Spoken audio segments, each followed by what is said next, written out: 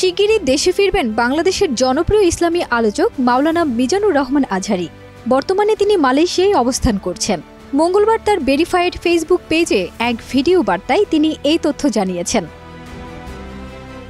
তিনি বলেন, অনেকে আমাকে মেসেজ করে ও ব্যক্তিগতভাবে ফোন করে জানতে চেয়েছেন আমি কবে দেশে ফিরব। আমি তাদের বলতে চাই, আমি দ্রুতই দেশে ফিরব। আপনাদের সঙ্গে দেখা করার অপেক্ষাতে রয়েছি আমি নিজেও। শিগগিরই সাম্য ও মানবিকতার মুক্ত স্বাধীন বাংলাদেশে আমি আপনাদের সঙ্গে সাক্ষাৎ করতে চাই। দীর্ঘ ভিডিও বার্তায় তিনি বলেন, তাজা রক্তের মাধ্যমে যারা আন্দোলনকে সফল করেছেন সেই শহীদদের শ্রদ্ধা ভরে স্মরণ করছি ও রুহের মাগফিরাত কামনা করছি। আহতদের দ্রুত সুস্থতা কামনা করছি। বৈষম্য বিরোধী আন্দোলনে যারা নেতৃত্ব দিচ্ছেন এবং এখনও কষ্ট করে যাচ্ছেন তাদের শুভেচ্ছা জানাই। আন্দোলন সফলের পর দেশে যেসব পরিস্থিতি তৈরি হয়েছে এ নিয়ে সবাইকে সচেতন হওয়ার আহ্বান জানিয়েছেন তিনি বলেছেন, দায়িত্বশীল আচরণ করতে পারলেই সঠিকভাবে বিজয় উদযাপন হবে।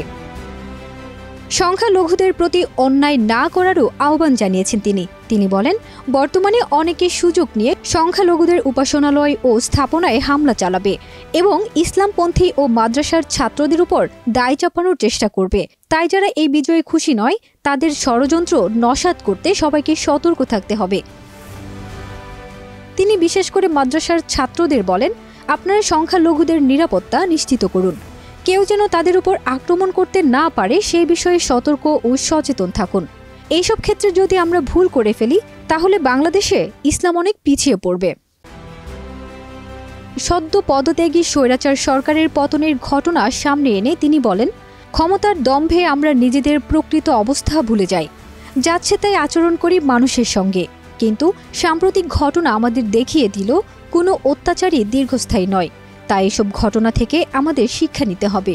তিনি বলেন, যারা নতুন সরকার ব্যবস্থায় আসবে তাদেরকেও এই বিষয়টি মনে রাখতে হবে এবং শিক্ষা নিতে হবে। তাদেরকেও অত্যাচার পরিহারের পথ অবলম্বন করতে হবে।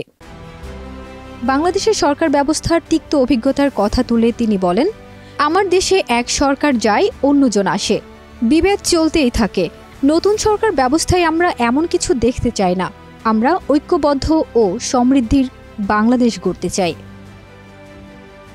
ফারজানা নিকিতা, দেশ রূপান্তর।